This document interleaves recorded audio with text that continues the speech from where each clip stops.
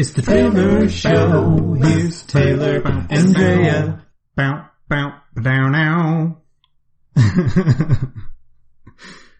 Hey everybody, this is the Dreylor Show where Taylor and Drea, that's us, talk about random shit after the day. We decided to do this show just to help you, our patrons and loyal subscribers, to get to know us a little bit better and be able to have a conversation. So feel free to make fun of us, feel free to laugh along, do whatever you need to, but definitely listen to the show.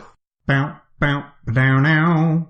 There's over 7 billion people in the world, and I'm just one little person, and I have no real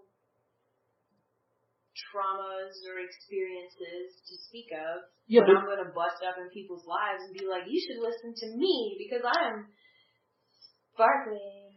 Yeah, but you... and I have trauma in my daily massage life. But you do have experiences. Like, for instance, you had the experience of your dad, like going through all this surgery and stuff. Like, that's a significant experience. It was to me, but nobody else seemed to think so. Yeah, but having to deal with that emotionally makes you a more interesting person. I'm not sure, honestly, that it changed so much because I confronted the idea of my dad's mortality when I was 17. Because at that point, his existence in my life wasn't so different than if he were dead. Yeah. And so I wondered, not in like a, oh, I wish my dad was dead kind of way, but in like in the existential, philosophical way that my mind wonders about things. I'm like, oh, well, I wonder how much of a difference it's going to make. But honestly, it was kind of a moot point because there's no real way to fathom that. Because at the end of the day, I could be like, oh, Dad, but I could text him and get a picture of his dog or get anything back. So I don't know. I'm reading the book Wild, and she's talking about her mother dying, and I'm like, there's no way. Like in the same way that you can read a bunch of books about pregnancy. There's really no way to prepare yourself for labor in the same way that there's no way to prepare yourself for death. Yeah. Or even someone that you know dying. So. Yeah, I mean, that's why, we have to experience loss to understand certain things in life.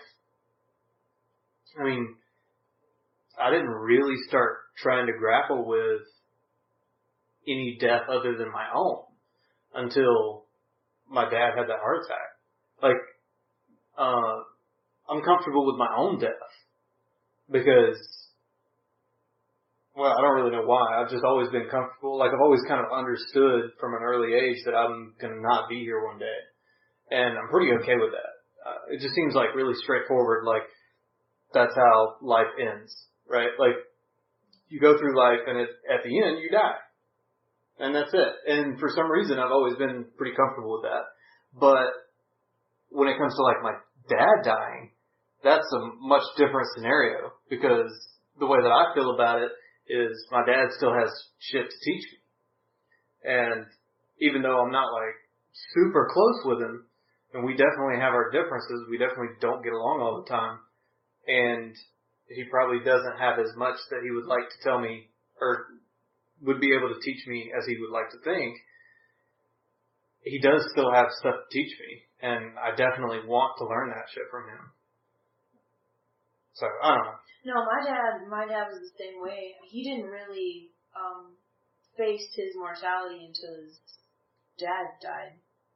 Right. And then Mama, his mom, was in the hospital, and he just got really, really grumpy for a while, and then Mama died, and then he just got kind of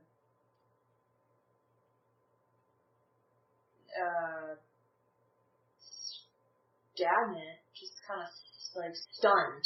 He was just, and then he got sick, which honestly, I kind of worry about super intelligent beings like Dad. or even not me so much intellectually, but my body is really smart. And I'm a believer in psychosomatic, especially having my dad in my life, because he'll just make himself sick. Every year at his birthday, like once he discovered that he was gonna die, he got sick like clockwork every year on his birthday. Or if, like every time he has like annual board meetings, he used to have annual board meetings for his job. Yeah. Every time, within a week of the meeting, he would get sick. Yeah. And so, the psychosomatic illness. And I do it too. Like, my body knows I'm sick before I realize that I've overdone it, or that I am actually sick, or that I literally, like in Portland, I just shut down. Like, I still to this day can't explain what that was like for me. Well, like when we were drinking just the other week, and you were in the kitchen, and you were like, I think I drank too much. And then you started getting, like, sick on your stomach. Yeah, I just believed that it was going to be a problem, and then I was like, oh, I'm going to vomit, I'm hungover, it's going to... And then you were like, no, it's fine, and then it was. Yeah. It's like, did you ever see that episode of House when they're up in the plane and all the passengers get ill, and House starts explaining all the symptoms to his supervisor, the doctor with curly brown hair? Dr. Peck. At some point, and then she starts getting them, but Dr. House only did it as an experiment to prove that it was the people just thinking that they had it. Yeah. That was crazy. I think they call it mass hysteria. Yeah. Yeah. It's not quite that potent. No, obviously. Just like the placebo dramatic effect only works on it's like the Jedi mind trick. It only works on the... Well, and actually the placebo effect, you should look into that a little bit more. They've done some really interesting shit with the placebo effect. My only issue with the placebo effect is that there's no way you're going to trick me.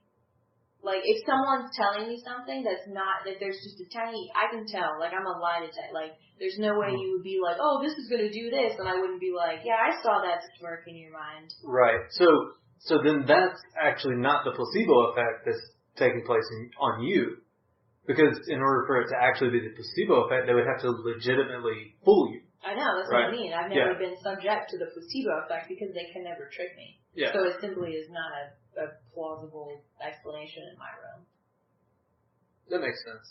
Just like Santa Claus. I was like, I know that's Dad up on the roof. Did he actually get up on the roof and stuff? He did, yeah. Mom was like distracting us in our bedroom, and Dad got a ladder out. He must have climbed up on the roof and was just up there like, for these kids. And we were all like, oh my God, it's amazing. And we would eat the carrot sticks and the cookies.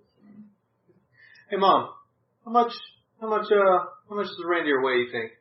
I was like, what do they eat? What, like 1,500 pounds? I'd always try and catch her, because she's such a bad liar. I'd be like, what do they eat?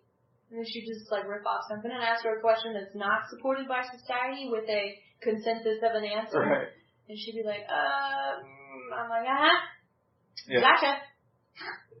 So they're 1,500 pounds plus or minus, and you're telling me that there's 9 of them up there because on the roof? Because they have antlers? Can moose fly? What about elk? What about deer? Male deer? Can they fly? Why not? They have antlers. And they're like, oh, child, just accept it. And I'm like, same response every time they would be like, because I said so. I'm like, that's not really a legitimate response to get me to understand your thinking and reasoning for making me do this task and or idea or concept. I love Rogan's bit about this, where he talks about his little girl walking in and looking at him. I don't know Santa Claus. No, I never met him. But you let him in the house. There's that moment when a 6-year-old has you at checkpoint, you're like, oh shit. Oh shit. Good job, baby. I don't know whether to high five her or keep lying. You got me. He's not real. This is bullshit. No, Big Bang, that's real. Santa Claus is bullshit. Oh man. Shit, what was I thinking about the other day? I want to say... I know, we should go get some here in a second. Because I wouldn't mind having some too. I saw you grab the last one, and I was like, "Oh man!" I could have sworn I was sipping on this, but it's gone now. Yeah, that's what I think every time. Yeah, but I've been withholding my desire to drink with a free spirit since I was 16 and I had an alcoholic boyfriend, and I all the time had to make sure that I was sober enough to make sure that neither he or any of his friends would drown in their vomit, or they used to like to mix their pills and vomit. Very dangerous. Yeah, I was like their maid. They're like Mary Poppins. They'd like pee in cookie sheets because they were drunk. They'd like go into the. I'm like, really? You walked past the bathroom. My buddy that I used to build trails with, actually, who shall remain anonymous, he on his the night before his wedding, he got so drunk. He said for some reason it's whiskey that does it to him. He can get completely sloshed on anything but whiskey, but when he gets drunk on whiskey, he pees on the floor. He's like, I have no idea. He's like, I remember waking up and going to the bathroom, and then the next day I woke up and realized that I had just like gotten out of my hotel bed, stood right there, and just pissed in the floor, and then laid back down. It's like, it's such a funny image, though. When you're thinking about last night's self, and you're like, dude. Man, drunk me is an asshole. You remember that meme? Yeah. Drink up, buddy. I got you some water. And it was vodka? Yeah. Drunk me is an asshole. That's so. Like, what a terrible thing to discover, too. Because that's like one of the most vulnerable, earnest states you can be in is when you're intoxicated, especially with alcohol. Because it's just inhibition. Ooh, no way to keep up any sort of facade.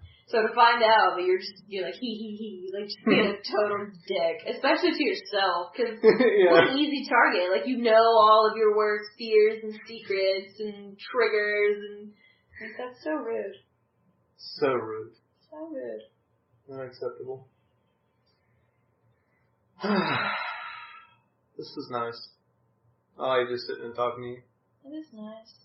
It's especially nice for me because, like even today, I had 45 text messages on my phone because I was included in the Christmas group shenanigans. There was nothing actually said. Like, it took me 5 full minutes to read through everything that had happened, but at the end of it, I was like, I still have no response because nobody actually said anything. It was just chit-chat. And I am so bad at chit-chat. It's just mind-numbing, soul-deadening chit-chat. I'm just... Even the word sounds kind of, like, aggressive, right? Yeah. Or like something that's bad. Chit-chat? Yeah. Chit-chat sounds like a negative thing. That just keeps like chit-chat, chit-chat, chit-chat, chit-chat. Like it just like wears you down until you're just like, or you just like give into it, or you run away and you're hiding in the corner forever eating your hair. Eating your hair. I was listening to the Joe Rogan podcast this morning, and this afternoon. Yeah, shocker, right? But he had this guy on. I hope one day you get to meet that man. Me too. That's actually, I'm hoping the podcast like takes off. And he like listens. He's like, oh, this is Dreylor, and he listens to it and gets intrigued. He's like, I wouldn't mind having them on the podcast. We can go in there and meet At the very least, they seem to understand where my comedy routines come from. Right? Yeah. His new special's coming out soon. I'm not sure when, but I can't fucking wait. But anyway, you were listening to him this morning? Oh yeah, I was listening to the show this morning, and he had this guy on who's an MD. And he eats, for the past year, he's eaten nothing but meat. And he's in phenomenal shape. It was really interesting listening to him talk about it. We're carnivores.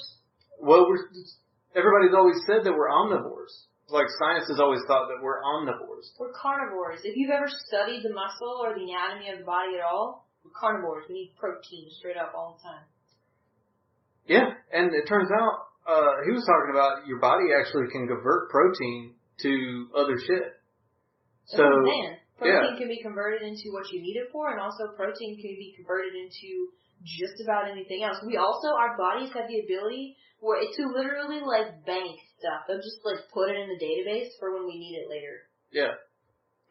Freaking awesome. Yeah, It's so cool to me. There's still, if you put a certain superfood or a vitamin or a mineral into our body, it reacts in a certain way. It seems like our body is this, like, extension of the tangible universe. And if we could just find a way to put all the right stuff in it, it would become something magnificent. Yeah.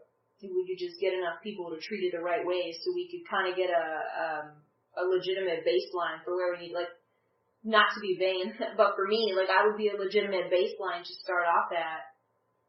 Yeah. To kind of figure out what we can do with our bodies. Like athletes, the Olympians, that's why that started. There's, just like Joe Rogan said, there's people that could do shit that we can't. Yeah. The only reason why is because they started at a young age. Why does Joe Rogan look like that? Because he started when he was 5. Why are gymnasts capable of that level of mechanical control and finesse and power? Because they started so young. You can't be a gymnast after the age of 15. They have a cut. It's like the prime of your physical life, and that's when you're able to be an Olympian. Yeah, and if you don't start at that extremely early age, then you can't do it. Ashley Wagner right now, she's an anomaly, still being an Olympian skater at the age of 26. She's my age. That's really strange. But man, when you got the power, you just push right through. But, yeah, the bodies and being able to, if we were seriously interested in, just as you said in the ER, you were like, oh, it's about advancing the species. And if we would just focus on that, if we would stop getting caught up in the bullshit, like, oh, who uses this bathroom, and what is Trump holding a picture of, like, what, it doesn't, no, we need to focus on what it means to be human, and what it means to be human is, first and foremost, nature, because that's where we came from. And then secondly is our bodies, and we need to figure out from nature, we need to get where we need to, and then we can evolve from there. Yeah. Yeah, I mean, really it all comes down to being honest. The problem with the diet and whatnot that Americans specifically have is that there were scientists who basically got paid to say certain shit that was outright lying in regards to specifically sugar. And also specifically, what was it,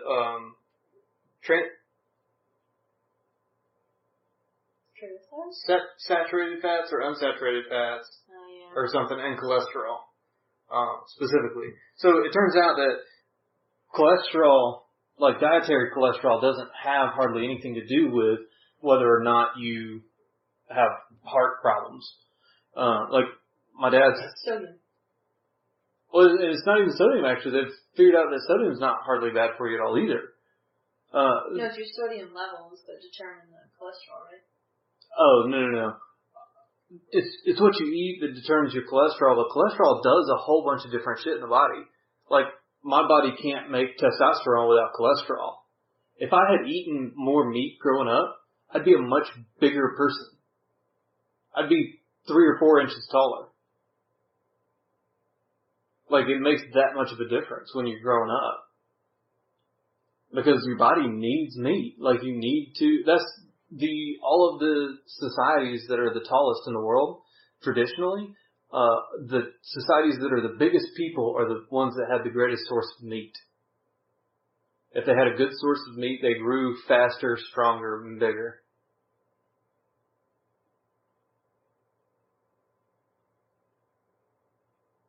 Shoulder shrug.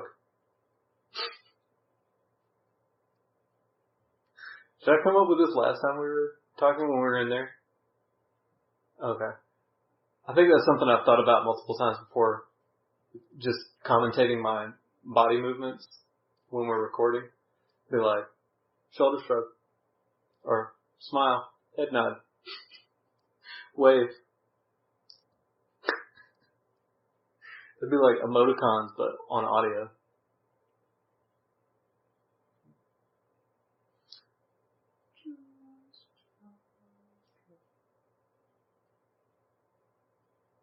Anyway, so I got in an argument with Dad about this the other day.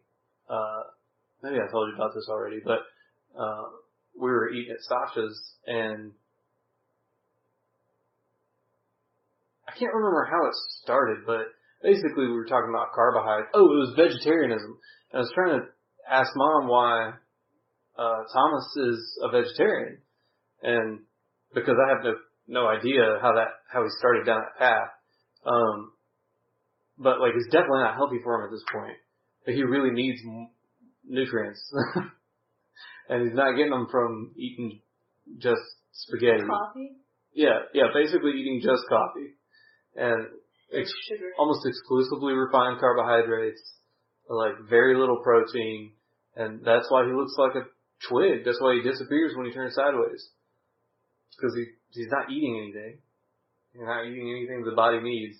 So my only concern was, like, I was curious if he's like not eating meat for moral reasons, and then I was like, well, he has cats, so it can't be because of moral reasons, because that would be stupid to not eat meat because you don't want to harm animals and then have a cat that eats animals.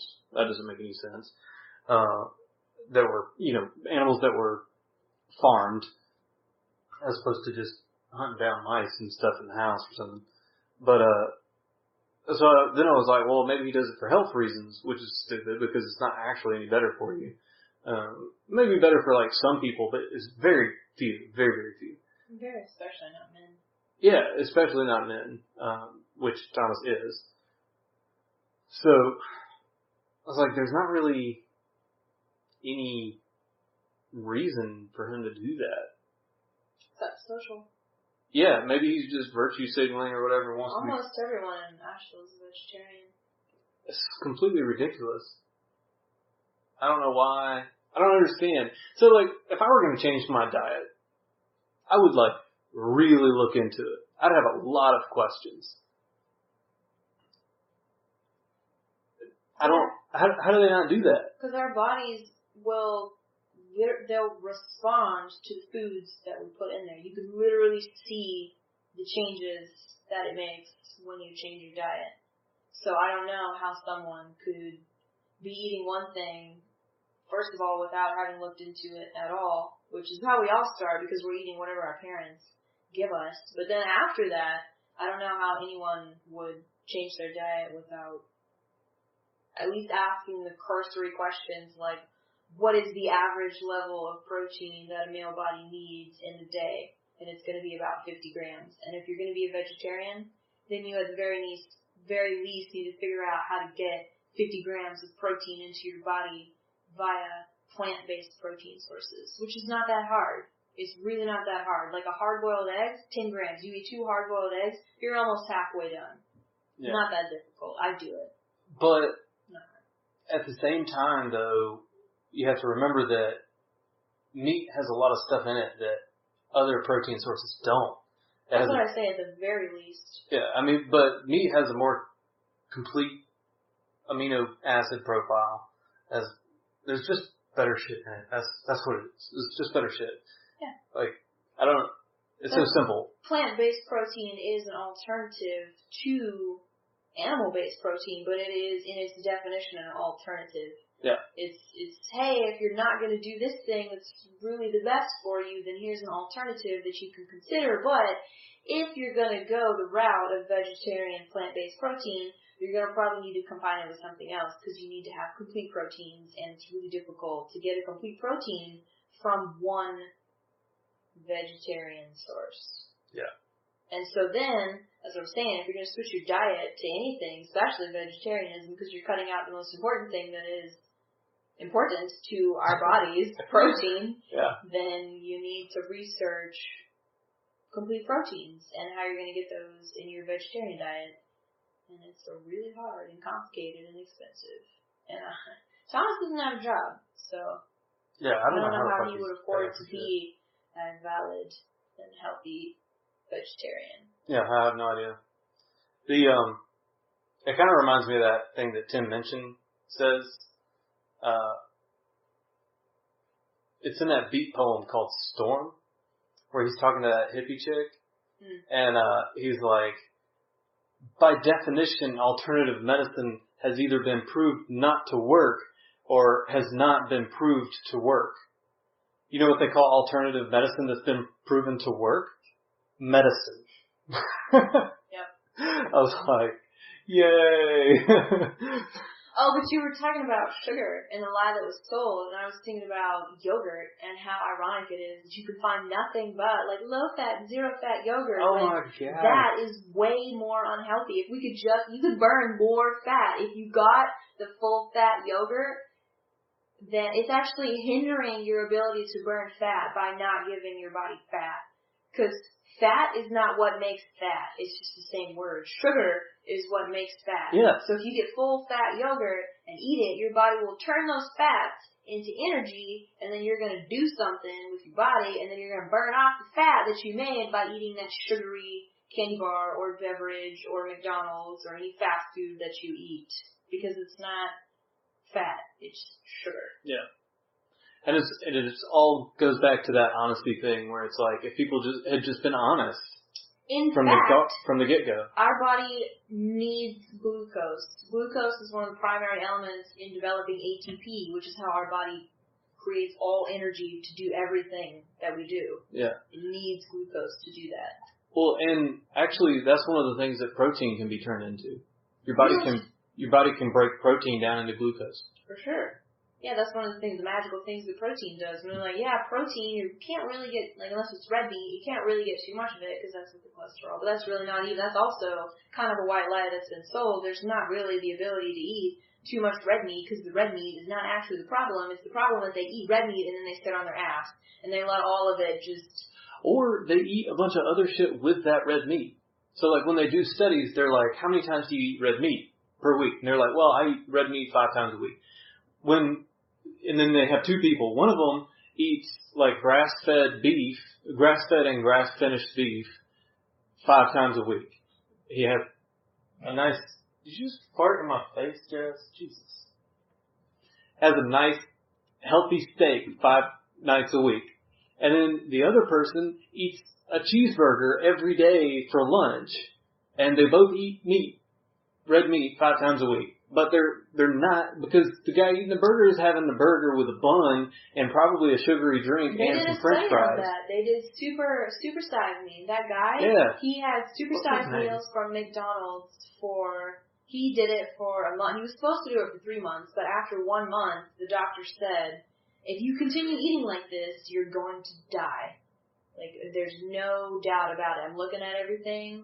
And then that guy, he had to bail out on this thing that he'd already been paid for called Super Size Me, and it took him a year to recover. He ate McDonald's for every day for 30 days, and it took him 365 for his body to recover. That's why I get so angry when people come to me and they're like, oh, I've had this pain for 4 years, but I don't want a focus session. I want full body.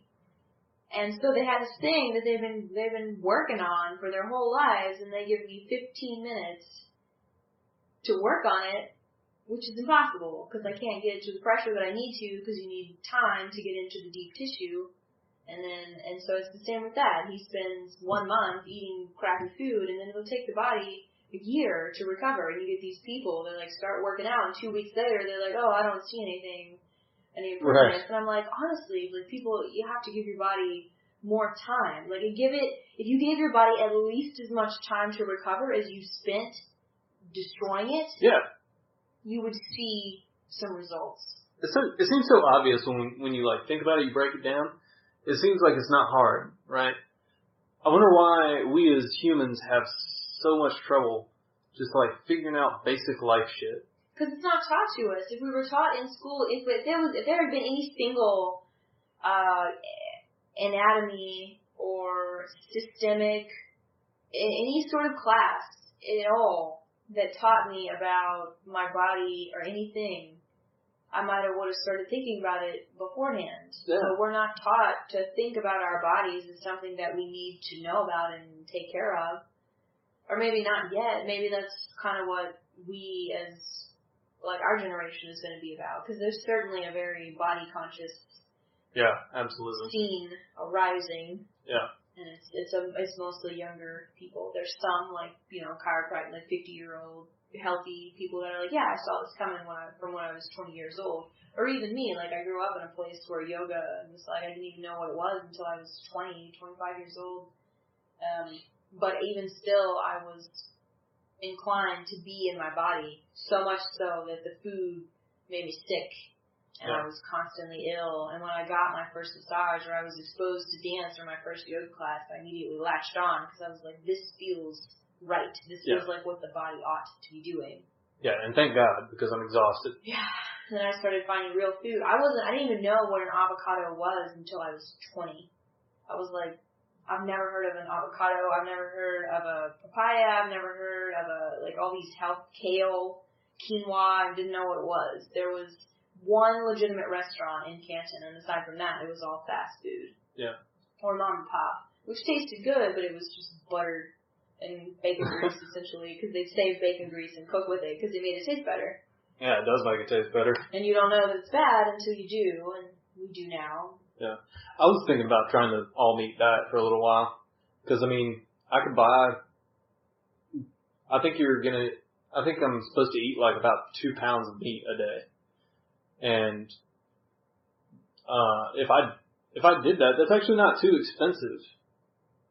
Like, vegetables and shit are just as expensive.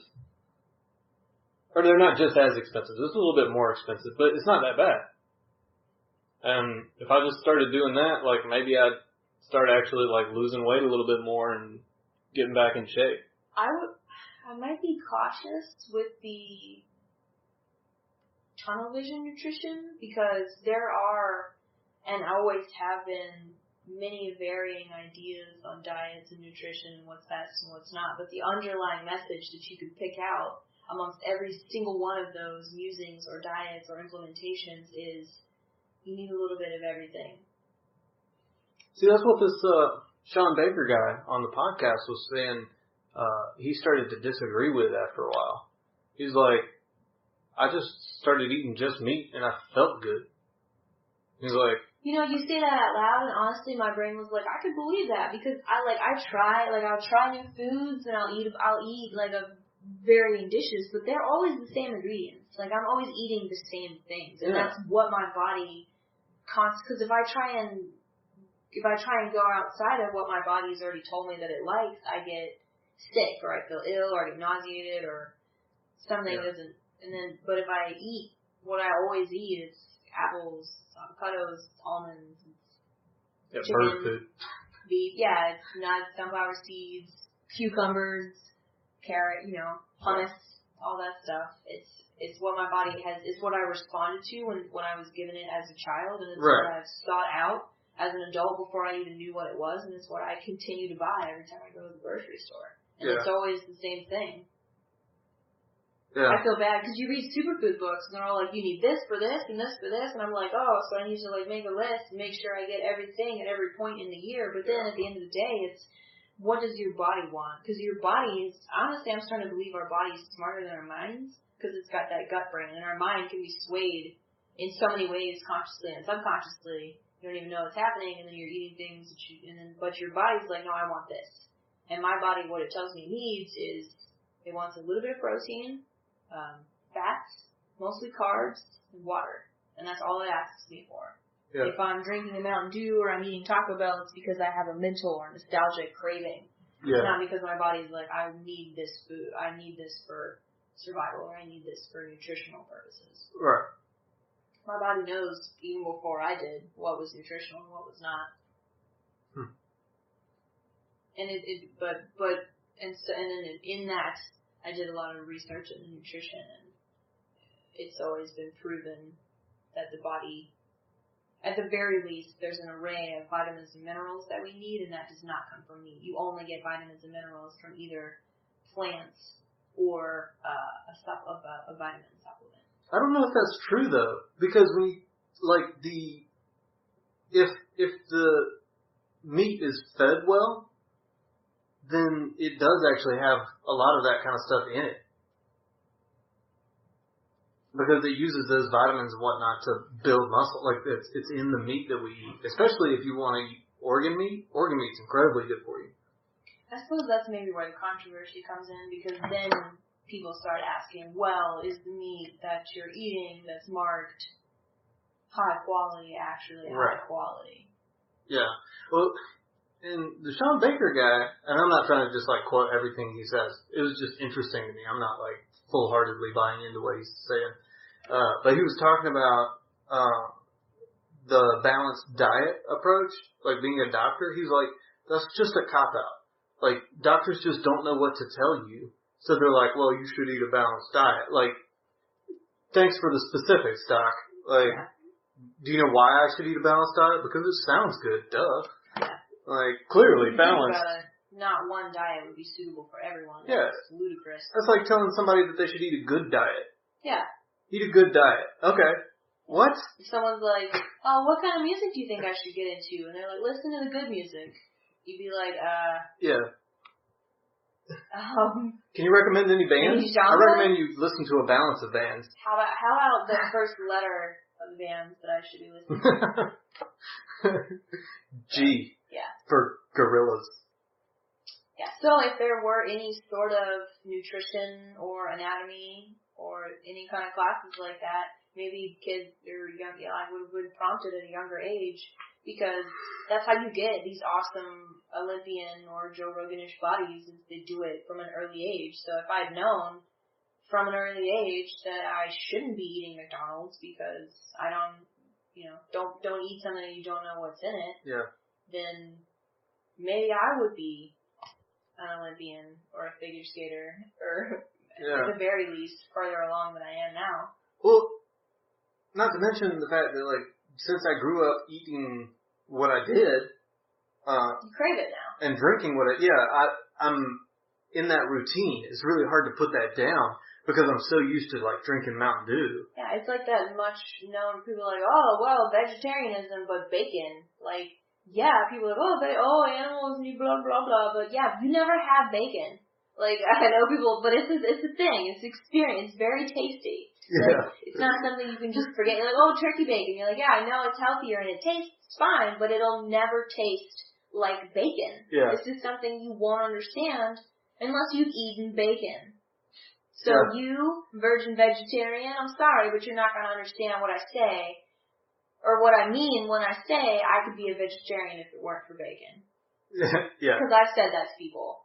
Because everybody always, I don't know if it's just because I'm so small or if I don't know what it is. People are, are you a vegetarian? Everybody always assumes that I'm a vegetarian. You look really trendy too. I guess. I don't know. But they're like, are you a vegetarian or a vegan? Trendy. Yeah. Like, are you a hipster or a vegetarian? Like, which one is it?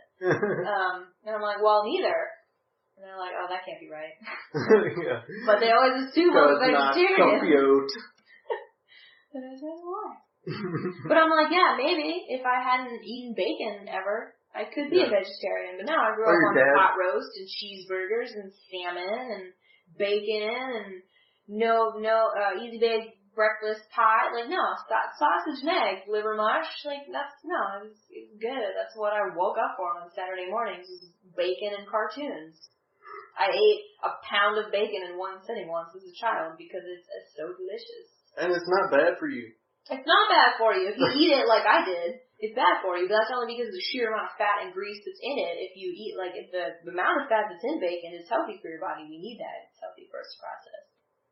But too much of anything is certainly a bad thing, but also, or rather, on the other end of that, I'm not sure if everything in moderation is as true. Joe says everything in moderation, including moderation. See, there you go. I think he's actually quoting somebody else when he says that, but that's where I hear it. This is on Joe's show. I'm so glad he didn't call his podcast The Joe Show. That would have been so shitty. Or like, I'm just a schmo. You know, Joe Schmo. Yeah. Did it, man? Yeah, I don't think she's texted me back yet. She's just not contacting me at all. So. She's gonna bring me that mic that, you gave her, actually. Oh, cool. Yeah, cause I was asking her if she knew how to do, like, 2-mic recording, with Audacity, or, like, what I need to have, you know, because she's a sound tech, so I figured I'd ask her how to do it, and she was like, actually, I've just got this mic, if you just want it, instead of, cause I was talking about buying, like, a mixer or a multi-channel board or something. I don't know the right words even. Like, that's how inexperienced with sound tech I am. But she was like, I just have this other mic, and it's actually the same brand as that one. It's a little nicer than that one, apparently. Oh, cool. Yeah, I didn't know that. That was the one Jelly used when she recorded her book for Audible. Oh, cool. What book did she record? I don't remember the name of it. Okay. But I mean to listen to it. Yeah, that would be cool to listen to. I'd be interested. Yeah, because I want to do some audiobook recording. I think that would be fun. It was pretty easy. Yeah, especially like Independent contractor. if I were able to like make my money doing other stuff, I think it would be fun to do voice recording for like novelists that I like to help them cut down on their overhead when they publish a new book. Oh, and if Patrick Rothfuss is listening, you need to finish the fuck up. Oh my gosh, such a cliffhanger. It's been forever since Gold has told us anything else. I'm sick of it. I need to hear that. Wait, hang on. Let me look this up. What happens. I want to look this up and make sure that it hasn't actually come out. Oh, it hasn't. He's been dangling that book at us for years. Yeah, apparently he actually finished it. The name of the winds we're never going to know anymore. What happens to the red-haired innkeeper?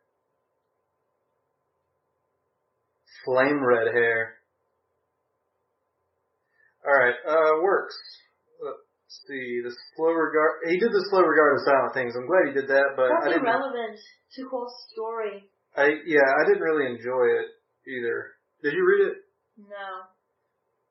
Like, I also did not read Sarah J. Maas's new book because, hello, you left us on a cliffhanger with Aelin in a coffin. You need to pick up with Aelin and Rowan and Lysandra and Aegon, not with fucking Trail. Nobody cares about that guy no more.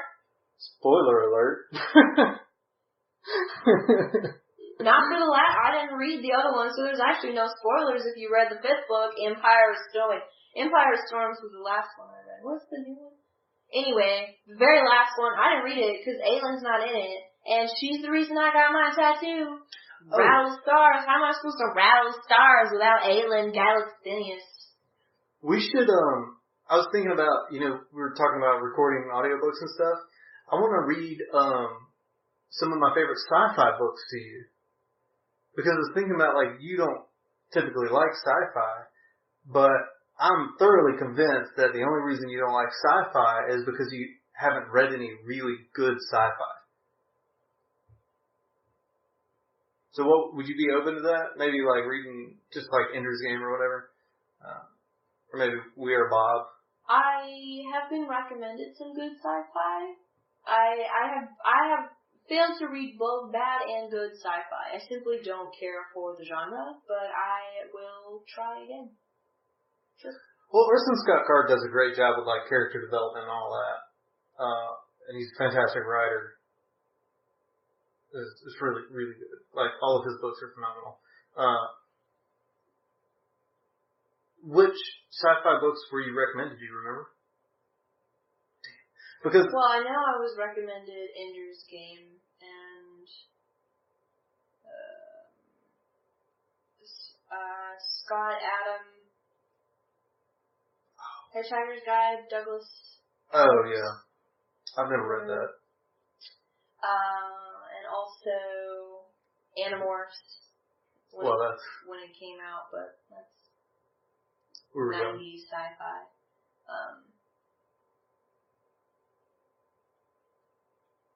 Have you read, or have you looked into the Founders series by Isaac Asimov? No. Or Foundation series? I think it's called the Foundation series. That's the canonical one that I didn't enjoy all that much. It was fantastic writing. Like, he's very clearly a really talented writer. And his universe that he created was really interesting, but as far as the story of it, I just didn't enjoy listening to it, and it kind of ended in a weird way. I got a meh feeling for the whole thing. But Orson Scott Card's books, I've read at least the 4 Shadow series books and the 4 Ender's Game books like 3 or 4 times All of them. It was 8 books, and you know how slow I read. Well, that was audiobooks, actually. Anyway. But that's after we do the Theft of Swords.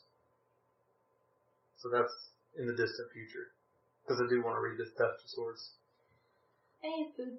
Alright, cool. Let's wrap up and go home. Bow, bow.